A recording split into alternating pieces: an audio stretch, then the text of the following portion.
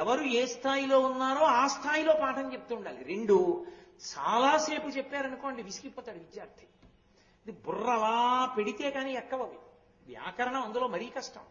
అలా జాగ్రత్తగా తల పెట్టి వినాలి, వింటేనే వ్యాకరణం అందుతుంది. అందుకే శివాలయాల్లో మంటపం వేసి మంటపంలో కూర్చొని చెప్పేవారు వ్యాకరణం. కాబట్టి పతంజలి 1000 మంది శిష్యుల్ని పెట్టుకుని మహాభాష్యం చెప్తున్నాడు. ఒక్కొక్కడికి చెప్తుండాలి 1000 మంది, ఒక్కొక్కడు ఒక్కొక్క స్థాయి. ఎప్పటికి చెప్తాను 1000 మందికి? ఇలా ఒక్కొక్కడికి పాఠం చెప్తేనని ఆయన అన్నాడు, ఒరే 1000 మంది ఇలా కూర్చోండి, ఒకడిక్కడ ఒకడిక్కడ ఒకడిక్కడ ఒకడిక్కడ ఒకడిక్కడ అలా నా చుట్టూ కూర్చోండి. ఎవడికి చెప్పవలసిన పాఠం వాడికి నేను ఒక్కొక్క ముఖంతో చెప్పేస్తాను. ఎందుకని ఆయన ఆదిశేషుడు, సహస్ర ఫణుడు కదా, 1000 పడగలుంటాయి. 1000 పడగలతో చెప్పాడు పాఠం. కానీ ఓ ప్రమాదం ఉంది. ఆయన అలా పాఠం చెప్తున్నప్పుడు మరి ఊపిరి తీసుకుంటే కదా పాఠం చెప్పడం. ఆయన పాఠం చెప్పేటప్పుడు ఊపిరి తగులుతుంటుంది పైకి, అలా తగిలితే చచ్చిపోతారు, బూడిదైపోతారు అవతల వాళ్ళు. అందుకే ఇప్పటికీ కుక్షి కర్ణాటక రాష్ట్రంలో లోపల వాసుకి ఉంటాడు. ఆ గాలికి మనం తట్టుకోలేమని గరుడ స్తంభం ఉంటుంది. గరుడ స్తంభం వెనక నుంచి మనం దర్శనం చేయాలి. గరుత్మంతుడి వల్ల విషపు గాలి విరుగుతుంది. అందుకే అంతరాలయ ప్రవేశం ఉంటుంది దానికి.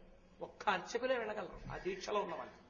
అందుకే ఇప్పటికీ అక్కడ చర్మ వ్యాధి ఉన్నవాళ్ళు బ్రాహ్మణులు భోజనం చేసిన ఎంగిలి స్థలం మీద దొల్లితే పోతాయి. అంత శక్తివంతం ఆ క్షేత్రం.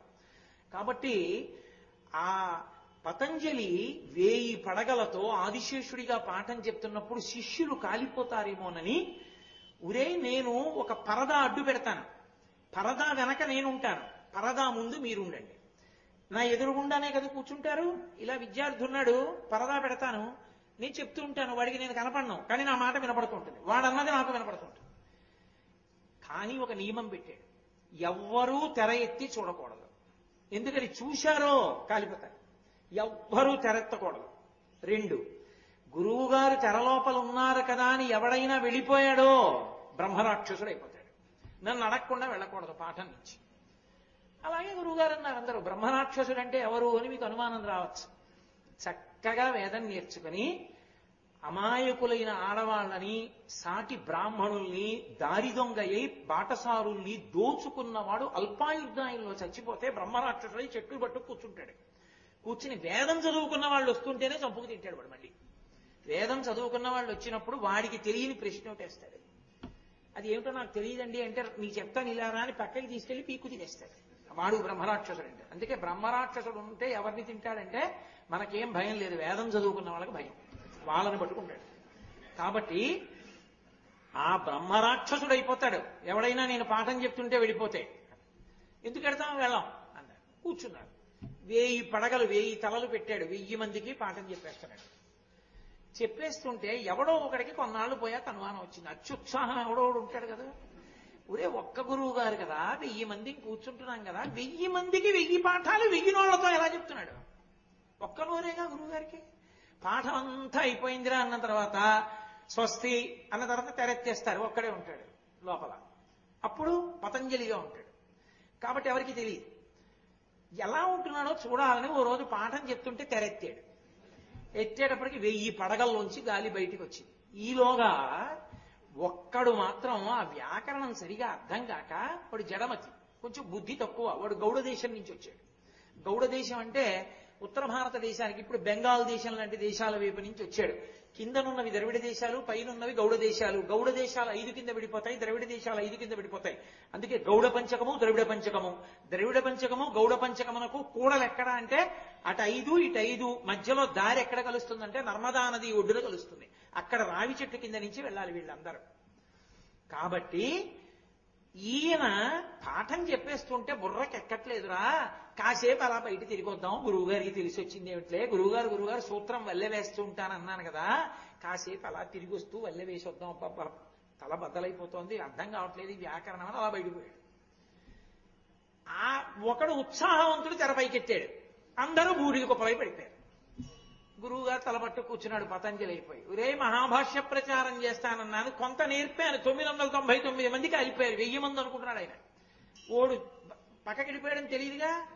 అందుకని కాసేపు ఆగి అయ్యయ్యో ఎలా మళ్ళీ మొదటి నుంచి మొదలెట్టాలి పాఠం, శిష్యులందరూ చచ్చిపోయి, శిష్యుడంటే కొడుకు లాంటి వాడు, మరి బాధ ఉండదు గురువుకి, అదే వీళ్ళందరూ చచ్చిపోయారే నా వల్ల అని పాపం బాధపడుతున్నాడు.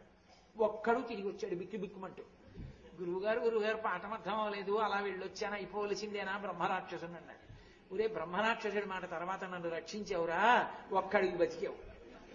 ఒక పని చేస్తాను, ఇక నీకు పాఠం చెప్పడం, నీకు మహాభాష్యం రావడం అన్నది సాధ్యం కాదు, అందుకు ఒక పని చేస్తా, ఇప్పుడు నా అతీంద్రియ శక్తిని ఉపయోగిస్తా, కేవలము నా అనుగ్రహం చేత నీకు మహాభాష్యం వచ్చేస్తుంది అని చెప్పి అనుగ్రహించేశాడు.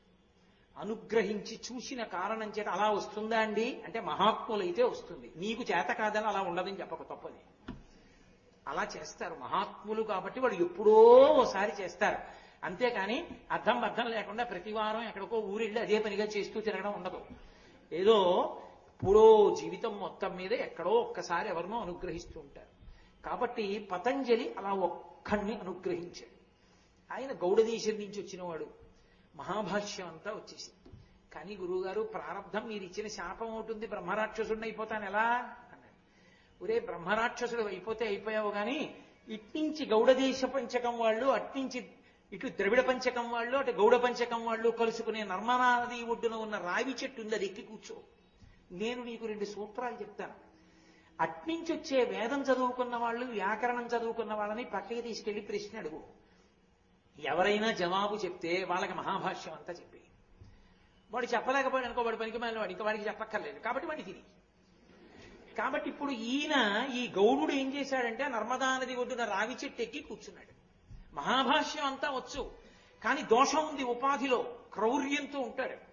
ఎవడో దొరకాలి, తను అడిగిన ప్రశ్నలకి జవాబు చెప్పేవాడు దొరకాలి. వచ్చిన ప్రతివాడిని పిలిచి అడిగేవాడు, ఏమంటే మీకు ఈ ప్రశ్నలకి జవాబు వచ్చా, తెలియకపోవడం ఏంటంటే తప్పు చెప్పేవాడు.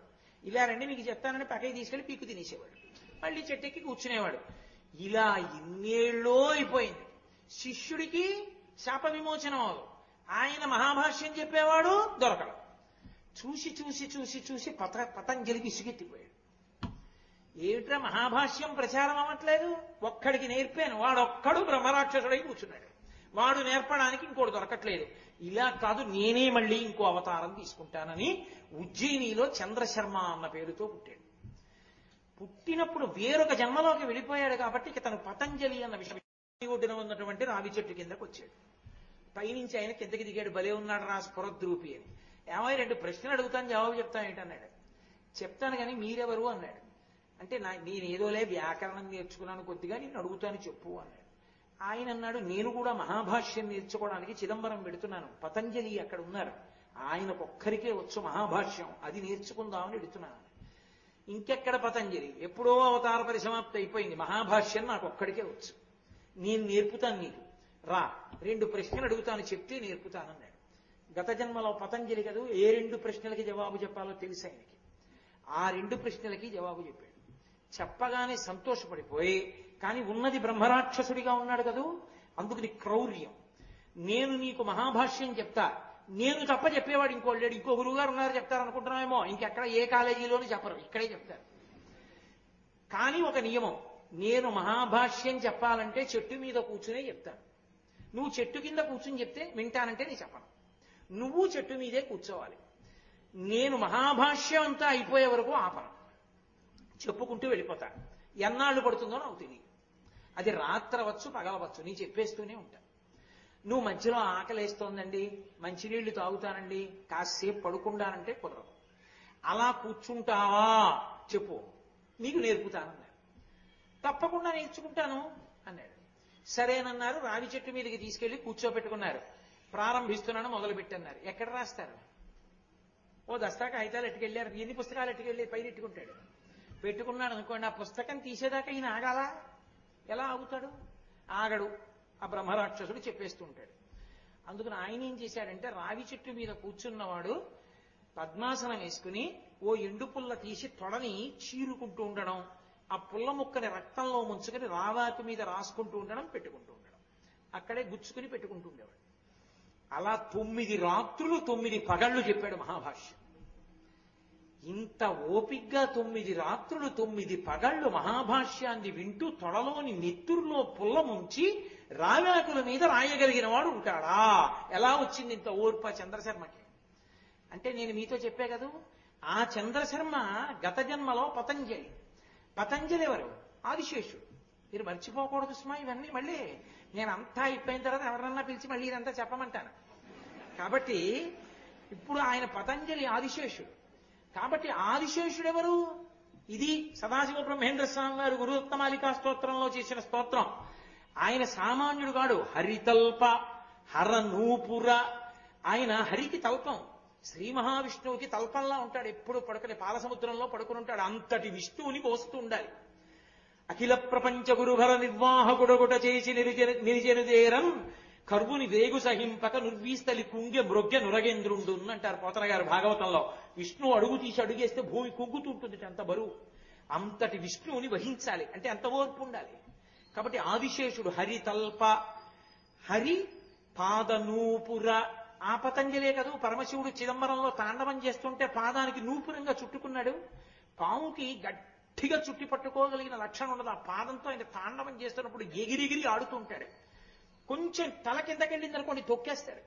ఎంత జాగ్రత్తగా పట్టుకుని ఉండాలి పాదాన్ని, అంత ఓర్పుగా పట్టుకున్నాడు శివతాండవానికి. ఆయనే సౌమిత్రి. ఒకానొక జన్మలో లక్ష్మణస్వామి, శేషుడేగా లక్ష్మణస్వామిగా వచ్చాడు. రామచంద్రమూర్తిని 14 సంవత్సరాల అరణ్యవాసంలో దశరథ మహారాజు గారు లక్ష్మణుడిని అరణ్యవాసం చెయ్యమని అడగకపోయినా అన్న మీద వదిన మీద ఉన్న ప్రేమతో అరణ్యవాసం చేసి మేఘనాథుణ్ణి ఓడించి రామచంద్రమూర్తికి పట్టం కట్టి యమరాజ్య పట్టాభిషేకం కూడా స్వీకరించకుండా రాముని సేవకన్న నా జీవితంలో ఇంకొకటి లేదని సేవించి తరించిన మహాపురుషుడు లక్ష్మణస్వామి. అంత ఓర్పున్నవాడు. వేరొక జన్మలో బలరాముడు. బలమమియుల గలగ బలభద్రుడని లోక రమణుడగుట చేసి రాముడనియు సతికి పుట్టె గర్భ సంకర్షణంబున సంకర్షణుండనిడి గనుడు సుతుడు. ఆయన విశేషమైనటువంటి బలం ఎంత ఉన్నవాడో బలరాముడిగా ఆ కృష్ణుడితో తమ్ముడి ఆగడాలు ఓర్చడంలో అంత ఓర్పు. నేను మీకు చెప్పానుగా కృష్ణకర్ణామృతంలో వెళ్ళి దొంగతనం చేస్తుంటే వెన్న ఎవరు నువ్వు అని అడిగింది గోపకాంత. అని అడిగితే ఆయన నేను కృష్ణుణ్ణని చెప్పలేదు, బలానుజహ నేను బలరాముడి తమ్ముడిని చెప్పాడు. మధ్యలో ఆయన ఊసెందుకు? అంత అల్లరి తమ్ముడిని భరించాడు. కృష్ణావతారంలో కృష్ణుడు ధర్మ సంస్థాపన కోసం చేసిన ప్రయత్నాలన్నిటిలో అండగా నిలబడ్డాడు. కాబట్టి అంత ఓర్పు కలిగిన వాడు కాబట్టి, బలరాముడిగా ఉన్నవాడు కాబట్టి మహానుభావుడు. క్షమాధర, భూమి అపారమైన ఓర్పు. మనం చూడండి, ఏ పని చెయ్యాలన్నా భూమి ముందు. మనం చేసే అపచారం, నిద్రలేస్తే భూమి మీద కాలెడతాం, మూత్ర విసర్జన చేస్తే అమ్మ ముఖం మీద, మల విసర్జన చేస్తే భూమాత అమ్మ ముఖం మీద, ఆఖరికి నడిస్తే పాదతాడనం. ఇవి చాలవన్నట్టు నెత్తురు కక్కినట్టు తాంబూలం వేసుకుని ఉమ్మేస్తే అమ్మ ముఖం మీద. మనం అన్నం తినాలని భూమిని దున్నితే నాగేటి చాలుతో అమ్మ గుండెల మీద రాపాడిస్తాం. ఇల్లు కట్టుకోవాలంటే గుణపం పెట్టి అమ్మ గుండెల మీద కన్నం పెట్టి శంకుస్థాపన చేస్తాం. ఆఖరికి చచ్చిపోతే ఇంతమంది వదిలేస్తారు, ఆ అమ్మే కడుపులో పెట్టుకుంటుంది. అందుకే ఆమె ఓర్పునకు మారుపేరు. అందుకే వాల్మీకి మహర్షి రామాయణం చేస్తూ క్షితిక్షమా పుష్కర సన్నిభాక్షి యారక్షిత రఘవ లక్ష్మణాభ్యాం సారాక్షసీభి వికృతేక్షణాభి సంరక్షిత సంప్రతి వృక్షమూలే అంటారు. అంతటి ఓర్పు భూదేవికి. అంత ఓర్పున్న భూదేవి ఇలా కదలకూడదు. ఇలా కొద్దిగా కదిలిందనుకోండి ఇంట్లో వాళ్ళందరూ వీధుల్లోకి వెళ్ళిపోయి నించుంటారు కాదు. మిగిలిన వాళ్ళందరం కదులుతూనే ఉండొచ్చు. 5 నిమిషాలు కూర్చోండిరా అంటే కూర్చోం. ఆవిడ మాత్రం క్షణం కదలకూడదు. క్షణం కదలకుండా పట్టుకునేవాడు ఉండాలా? ఆయనే ఆదిశేషుడు. ఎంత ఓర్పు మహానుభావుడికి. నెత్తి మీద బరువెట్టి కదలకుండా ఉంటుంటే ఎవడు ఉండగలడు? ఎప్పుడో అప్పుడు తట్ట ఇలా అంటాడు. ఆయన భూమిని ఇలా అన్నాడు అనుకోండి, అయిపోయింది మన పని. అలా అనకుండా మోస్తున్నాడు. అందుకని క్షమాధర, భూమినంతటినీ భరించేటటువంటి మహా ఓర్పున్నటువంటి పెద్ద మనిషి ఆదిశేషుడు. ఇంత గొప్పవాడు కాబట్టే, ఇంత ఓర్పున్నవాడు కాబట్టే మహానుభావుడు మళ్ళీ చంద్రశర్మ అన్న పేరుతో గోవింద భగవత్పాదులుగా వచ్చినప్పుడు, ఆ విద్యార్థిగా వచ్చినప్పుడు ఆ చెట్టు మీద కూర్చుని అంత జాగ్రత్తగా బ్రహ్మరాక్షసుడు చెప్తున్నప్పుడు అన్నీ రాసుకున్నాడు. అంత వ్యాకరణం మహాభాష్యం అంతా రాసేసుకున్న తర్వాత మహాభాష్యం చెప్పేశాడు. బ్రహ్మరాక్షసుడు తనం పోతుంది కదా, ఇంకా శాప విమోచనం అయిపోయింది. మహాభాష్యం శిష్యుడికి చెప్పేశాడు చంద్రశర్మకి, శాప విమోచనం అయిపోయింది గౌడుడికి. దిక్కుమాలిన బ్రహ్మరాక్షసిత్వంతో ఎంతమంది వేద పండితుల్ని తినేశాన్రా, ఎన్నాళ్ళు మహాభాష్యం చెప్పేయడానికి మనిషి దొరక్క ఏడిచాను. చిచ్చి ఎందుకు వచ్చిన జన్మని వైరాగ్యం వచ్చి, ఎవరు నాకు బ్రహ్మజ్ఞానం వెంటనే వచ్చేట్టు చెప్పగలిగిన వాడిని పరితపిస్తూ హిమాలయ పర్వతాల మీద ఉన్న శుకబ్రహ్మ దగ్గరికి వెళ్ళి ఆయన కాళ్ళు పట్టుకుంటే ఆయన తత్వోపదేశం చేసి సన్యాసనామమిచ్చి గౌడుడు కనుక గౌడపాదాచార్య అని పేరు పెట్టారు. ఎక్కడది గౌడపాదాచార్య? ఎక్కడ వదిలిపెట్టాను ఇందాక నేను? నారాయణం పద్మభువం వశిష్టం శక్తించ తత్పుత్ర పరాశరంచ వ్యాసం శుకం. అక్కడ వరకు తండ్రి కొడుకులు వచ్చి తర్వాత సన్యాసి వచ్చాడని చెప్పాను. సన్యాసి ఎక్కడి నుంచి వచ్చారు అంటే సర్వసంగ పరిత్యాగం చేసి మహాభాష్యం చంద్రశర్మకి నేర్పినటువంటి మహానుభావుడైనటువంటి గౌడుడు సన్యసించి వెళ్లి సుఖబ్రహ్మ దగ్గర అద్వైత జ్ఞానాన్ని పొంది ఆ హిమాలయ పర్వతాల మీదే ఉండిపోయారు. కాబట్టి గౌడపాదం మహాంతం, ఆయన శిష్యుడు గోవింద యోగీంద్రుడైనటువంటి గోవిందుడు, ఆయనే గోవింద భగవత్పాద. గౌడపాదుల వరకు గౌడ భగవత్పాద అన్న మాట లేదు. గోవిందుల దగ్గర నుంచి గోవింద భగవత్పాద, శంకర భగవత్పాద, ఆ తర్వాత మళ్ళీ లేదు. పద్మ భగవత్పాద, సురేశ్వర భగవత్పాద అలాంటి పేర్లు లేవు. ఇంకా శంకరుల వరకే శంకర భగవత్పాద.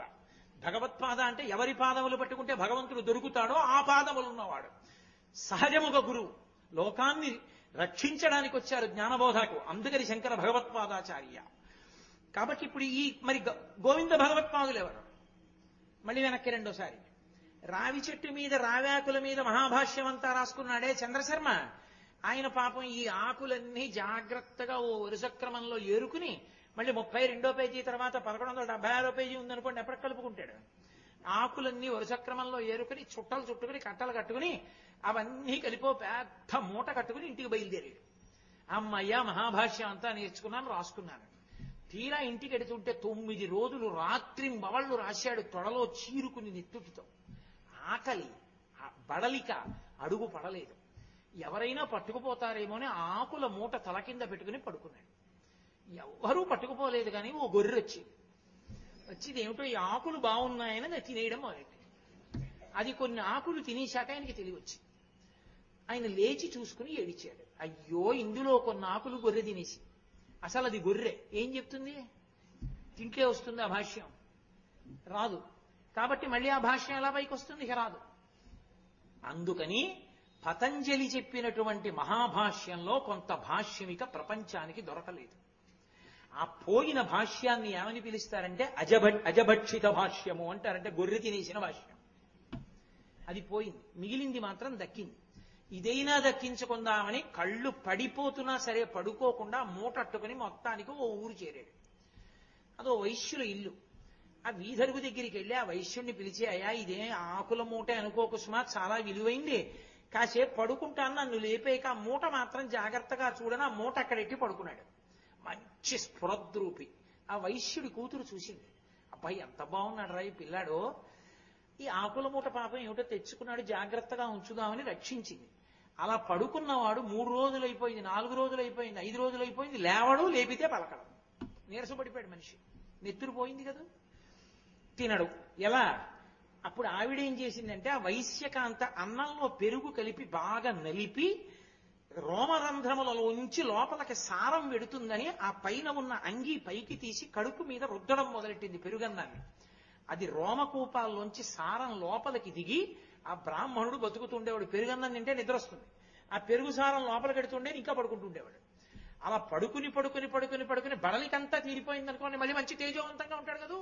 అసలే తేజోవంతంగా ఉండే బ్రాహ్మణుడు దానికి తోడు బాగా పడుకుని లేచాడు, పెరుగన్నం బాగా కడుపుకి రుద్దితే మంచి ఉత్సాహంగా పైకి లేచి, చాలా సంతోషం అండి నన్ను బతికించారు, నా మూట ఇచ్చేయండి అని ఆకుల మూటలు అట్టుకుని బయలుదేరాడు.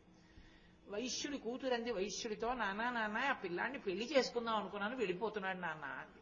వైశ్యుడు పరిగెత్తుకొచ్చి అన్నాడు, అమ్మాయి వెళ్ళిపోతే కుదరదు, మా అమ్మాయి పెళ్లి చేసుకుంటుంది, నిన్ను బతికించింది మా అమ్మాయే, కృతజ్ఞుడు అయిపోతావు, పెళ్లి చేసుకో అన్నాడు. ఆయన అన్నాడు, నేను బ్రాహ్మణుణ్ణి, వైశ్యుల పిల్లని నేను పెళ్లి చేసుకోవడం ఏమిటి, తప్పు నేను చేసుకోకూడదు, నేను మహాభాష్యం ఎవరికన్నా చెప్పుకోవాలి, వెళ్ళిపోతున్నాను అన్నాడు. అలా వెళ్ళిపోవచ్చా? నిన్ను బతికించింది మా అమ్మాయి, వదిలి వెళ్ళిపోతావా? ధర్మం ఏమిటో రాజుగారిని అడుగుదాం పదన్నాడు వైశ్యుడు.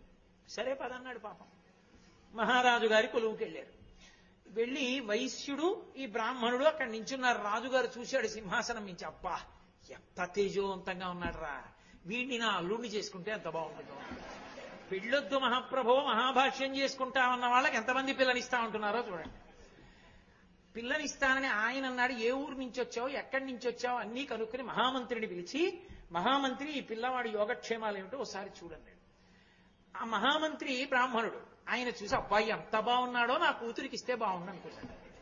అనుకుని మహామంత్రి అన్నాడు, ఇంతకన్నా యోగ్యుడు ఎక్కడ దొరుకుతాడు మహారాజా, ప్రపంచంలో మహాభాష్యం వచ్చిన వాడు లేడు ఈ పిల్లాడు తప్ప, కాబట్టి ఇవ్వచ్చు. కానీ ధర్మంలో ఒక రహస్యం ఉంది. బ్రాహ్మణుడు బ్రాహ్మణేతరుల్ని పెళ్లి చేసుకోవాలంటే ముందు బ్రాహ్మణ కాంతని చేసుకుని తర్వాత వైశ్య, తర్వాత క్షత్రియ వైశ్య శూద్ర కాంతల్ని చేసుకోవాలి వరుసగా. నలుగురిని చేసుకుందామంటే ఆ పిచ్చ కోరికలు ఎవరికి అక్కర్లేదు సుమా, నేను శాస్త్రానికి చెప్పానంతే. కాబట్టి అలా చేసుకోవాలి మహారాజా, అందుకని నా కూతురునిచ్చి ముందు పెళ్లి చేస్తాను, తర్వాత మీ అమ్మాయినిచ్చి పెళ్లి చేయండి అన్నాడు. ఈశ్వరుడు లీలంటే ఇలా ఉంటుందిరా, పెళ్ళొద్దు మహాభాష్య ప్రచారం చేసుకుందామని నేను అనుకున్నాను, నలుగురు పెళ్ళాలు వస్తున్నారు నాకు అనుకుని, ఇది ఈశ్వర లీల అని నిమిత్తంగా ఊరుకున్నాడు ఆ చంద్రశర్మ. ఆ ఊరుకున్న వాడికి మొట్టమొదట మంత్రి గారి పిల్లనిచ్చి పెళ్లి చేశారు, తర్వాత రాజుగారి కూతురునిచ్చి చేశారు. ఓ వైశ్యుడి కూతురు కావాలో అన్నారు. మా అమ్మాయి అందుకే తిరుగుతోందండి అన్నాడు ఆ వైశ్యుడు, ఆ ఆకులు కాపాడిన అమ్మాయి. ఆ అమ్మాయినిచ్చి చేశారు. ఇంకొక అమ్మాయి కావాలి శూద్రకాంతనిచ్చి కూడా చెయ్యాలన్నారు. కడుపు మీద రుద్దిన పెరుగు పట్టుకొచ్చిన పిల్ల ఉందే, ఆ పిల్ల మహాతపస్సులైన వాళ్ళకి పెరుగు పట్టుకెడుతుండేది, ఆ పిల్లనిచ్చి చేస్తామన్నారు. అంతకన్నా అదృష్టం ఆయన్ని చేసుకుంటానంది ఆ పిల్ల. నలుగురిని ఇచ్చి పెళ్లి చేసేశారు. ఆయన అన్నాడు, మీరు ఇచ్చారు నేను చేసుకుంటాను, ఎలాగో నన్ను వదలరు, చేసేసుకుంటాను. కానీ ఒక్కటే మాట, నలుగురికి కొడుకులు పుట్టాక నేను ఈ ఆశ్రమాన్ని వదిలేస్తాను. అలాగే కొడుకులు పుట్టాక నువ్వు వదిలిపెట్టి సన్యాసం తీసుకోమన్నారు. నలుగురికి బ్రాహ్మణ క్షత్రియ వైశ్య శూద్ర కాంతలకు వరుసగా నలుగురికి కొడుకులు పుట్టారు. నలుగురు కొడుకులకి తండ్రి తానేగా గురువు. నేను గురు పరంపర ఎక్కడ మొదలు పెట్టాను? గురువు శిష్య కోసం సదాశివ సమారంభం నారాయణ సమారంభం దగ్గరికి తీసుకెళ్లే కదా. తండ్రి గురువు కనుక కూర్చోబెట్టి ఉపనయనం చేసి వాళ్ళని కూర్చోబెట్టి మహాభాష్యాన్ని నలుగురు కొడుకులకి నేర్పేశాడు. అమ్మయ్యా నా కోరిక తీరి. ఎవరు? పతంజలి కదూ, మరి మహాభాష్య ప్రచారం జరిగిందిగా, నలుగురు శిష్యులకు అప్పచెప్పేశాడు, ఇంకా పరంపరగా వెళ్ళిపోతుంది. అమ్మయ్యా నా కోరిక తీరిపోయింది, కాబట్టి ఇంకా నేను ఇప్పుడు హాయిగా సన్యాసం తీసుకుంటానని చెప్పేసి సన్యాసాశ్రమం తీసుకుందామని చెప్పి, ఎవరిస్తారో నాకు సన్యాసాశ్రమం అని ఆలోచించాడు. ఏ రావి చెట్టు మీద నేను కూర్చున్నప్పుడు నాకు మహాభాష్యాన్ని నేర్పిన బ్రహ్మరాక్షసుడు తర్వాత బ్రహ్మరాక్షసిత్వం పోతే సన్యాసం తీసుకుని గౌడపాదాచార్యుల వారన్న పేరుతో ఇప్పుడు హిమాలయ పర్వతాల మీద ఉన్నాడో ఆయనే నాకు మళ్ళీ దీక్ష కూడా ఇస్తాడని ఆయన దగ్గరికే వెళ్ళాడు. మళ్ళీ ఆ గౌడపాదాచార్యుల వారు గుర్తుపట్టారు, ఏమో నీకే కదా మహాభాష్యం నేర్పాను, మళ్ళీ వచ్చావన్నాడు. అయ్యా నాకు వైరాగ్యం వచ్చేసింది, ఇంక ఉండలేదు, సన్యాసం ఇవ్వండి అన్నారు. అంటే అప్పుడు గౌడపాదాచార్యుల వారు ఈయనకి సన్యాసం ఇచ్చి తత్వోపదేశం చేసి గోవింద భగవత్పాద అని పేరు పెట్టారు. అక్కడ గోవింద భగవత్పాదులు వచ్చారు. సన్యాస క్రమంలోకి అక్కడ తిరిగింది. గౌడపాదుల దగ్గర తర్వాత గోవింద భగవత్పాదులు వచ్చారు. ఈ గోవింద భగవత్పాదాచార్యుల వారిని బదరీ దగ్గర వ్యాసుల వారు పిలిచారు. శంకరాచార్యుల వారు శివావతారం కాలడీలో పుట్టి సన్యాసం తీసుకోవడానికి వస్తోంది. హిమాలయాల వరకు ఎక్కడొస్తుందయా, నువ్వే నర్మదా నది ఒడ్డుకెళ్ళు. రావి చెట్టుతో పరిచయం ఎందుకని? మరి అక్కడ కూర్చునే కదా మహాభాష్యం నేర్చుకున్నాడు ఆ చెట్టు మీద. అందుకని ఆ చెట్టు కింద ఉన్న తొర్రలోనే గుహలో కూర్చో, నీ దగ్గరికి వస్తాడు, గుర్తుపడుతూగానివి. ఆయనకి నువ్వు సన్యాసమిస్తే మహానుభావుడు ఈ లోకంలో మళ్ళీ ధర్మాన్ని సుస్థాపనం చేస్తాడు, సువ్యవస్థితం చేసి వేదాంతర్గతమైనటువంటి అద్వైత సిద్ధాంతాన్ని ప్రచారం చేస్తాడు. అటువంటి శంకర భగవత్పాదులకు ఉపకారం చెయ్యడం కోసం ఆయన ఇక్కడ వరకు రావలసిన అవసరం లేకుండా నువ్వే బయలుదేరి భూమధ్యంలో ఉన్నటువంటి నర్మదా నదీ ఒడ్డున ఉన్నటువంటి ఆ గుహలో కూర్చోమన్నారు. అంటే వెళ్లి గోవింద భగవత్పాదాచార్యుల వారు అక్కడ కూర్చున్నారు. మాండూక్యోపనిషత్తుకి కారిక చేశారు ఆయన. కాబట్టి ఈ శంకరాచార్యుల వారు బయలుదేరి అక్కడికి వెళ్ళారు. ఈలోగా పెద్ద వరదలు వచ్చాయి, గుహలోకి నీరు వెళ్ళిపోతోంది. గోవింద భగవత్పాదులు తలుచుకుంటే రక్షించగలని ఆ చుట్టుపక్కల ఉన్న ప్రజలందరూ వచ్చి ఆ గుహ దగ్గర నిలబడ్డారు. నిలబడి మహానుభావ రక్షించండి రక్షించండి అని అరుస్తున్నారు. ఆయన అంతర్ముఖత్వంలో ఉన్నారు. గోవింద భగవత్పాదులు మాట్లాడటం లేదు. శంకరాచార్యుల వారు వచ్చారు. వచ్చి తన యోగశక్తి చేత నర్మదా నది వరదలతో ఉన్న నీటినంతటినీ కూడా తన కమండలంలోకి పట్టేశారు. ఆయన యోగశక్తి అటువంటిది. అప్పటికి ఆ గురువుని స్వీకరించక ముందే అంతటి శక్తివంతుడు శంకరుడు. ఆ కమండలంలోకి పట్టుకుంటే అందరూ ఆ పిల్లవాడిని చూసి జైజేలు పలుకుతున్నారు. ఏమిట్రా ఈ అలజడిని గోవింద భగవత్పాదులు కళ్ళు తెరిచారు. పిల్లవాడిని చూశారు, మహాస్ఫురద్రూపి.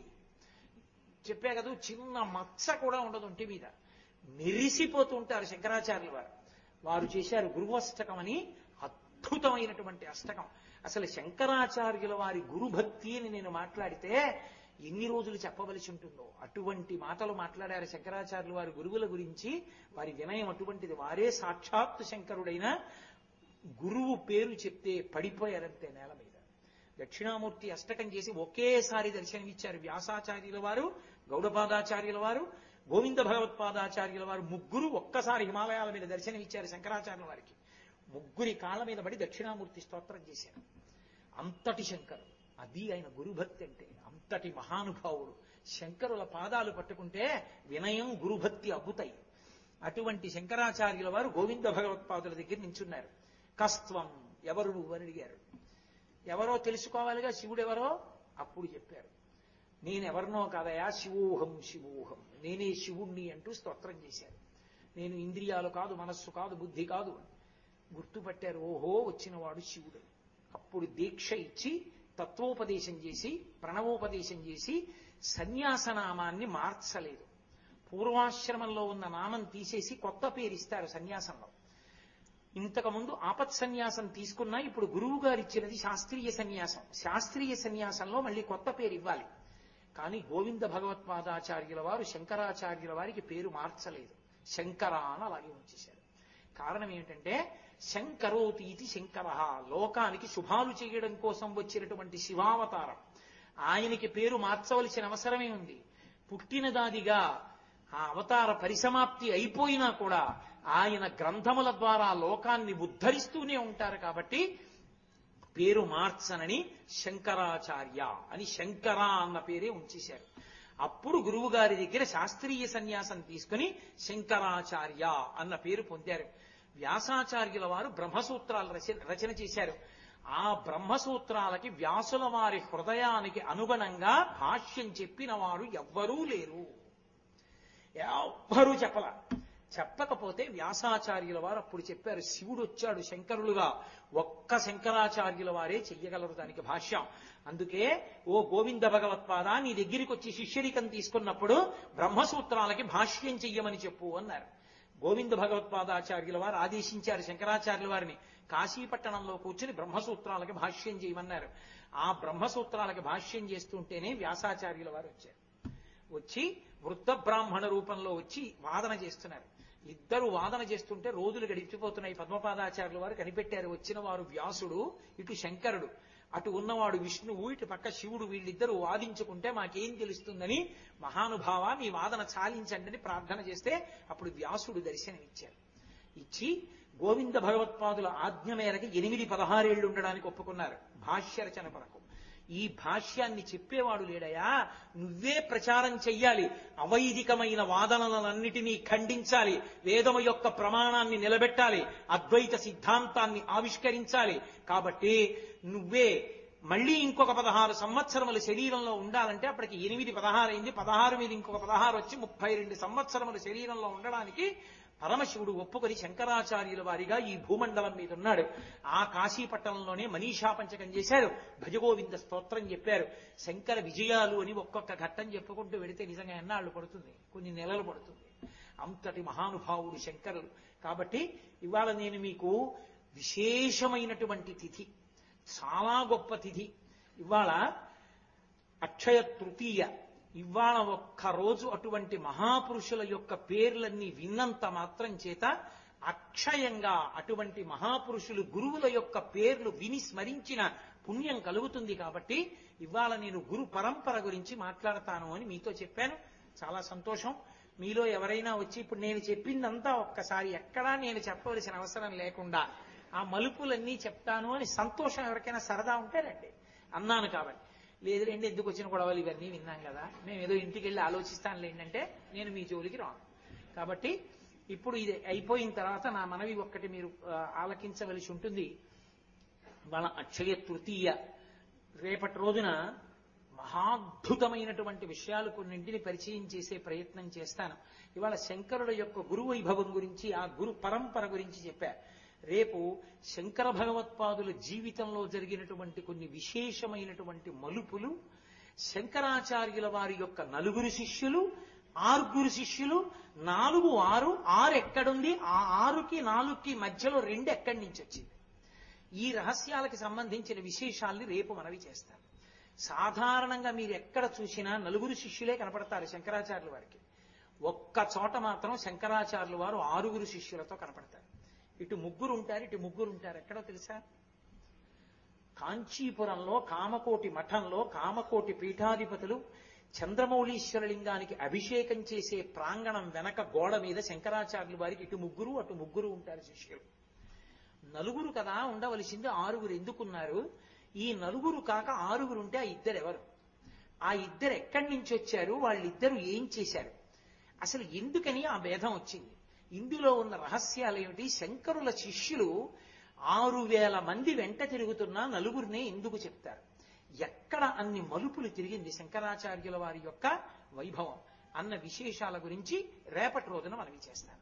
కాబట్టి ఇప్పుడు నేను మీతో ఒక 2 విషయాలు ముచ్చటించవలసి ఉంటుంది. అమ్మా, మీరు దీపాలు వెలిగించడం ప్రారంభం చేయండి. ఒకటి, ఇవాళ అక్షయ తృతీయ. ఎంత గొప్ప తిథో!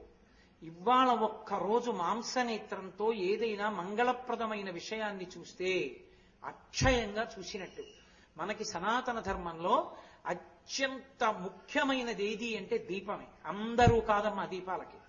ఏ కార్యకర్తలు ఎంచుకోబడ్డారో, ఎవరికి బ్యాడ్జెస్ ఇచ్చారో వాళ్లే. ఎందుకంటే అది అగ్ని సంబంధం, అది ఇబ్బందికరం అందరూ పెడితే. అందుకే ఎవ్వరూ లేవద్దు, ఒక్క ఆ కార్యకర్తలే వెలిగిస్తారు.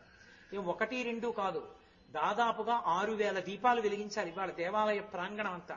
6000 దీపాలు వెలిగిన తరువాత కరెంట్ లైట్లు ఆఫ్ చేస్తే ఎలా ఉంటుందో మీరు చూద్దరు. కానీ ఇవాళ దీపోత్సవం అని అపురూపంగా చేస్తారు దేవాలయాలకి.